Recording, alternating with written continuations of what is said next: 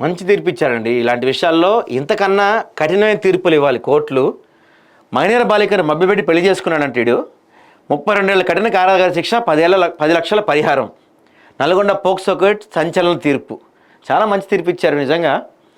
బాలికల భద్రతకు సంబంధించి న్యాయ వ్యవస్థ మరోసారి కఠినమైన హెచ్చరికను జారీ చేసింది.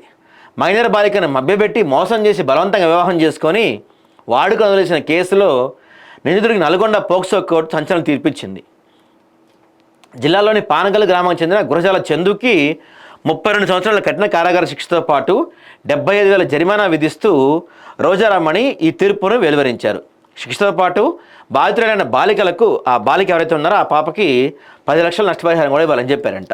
ఈ తీర్పు బాలికల హక్కుల రక్షణ న్యాయ వ్యవస్థ ఎంత ప్రాధాన్యత ఇస్తుందో తెలియజేస్తుంది.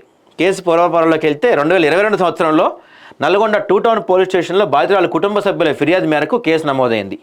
అప్పటి ఎస్ఐ రాజశేఖర రెడ్డి దర్యాప్తు అధికారిగా కేసు విచారణ చేపట్టారు.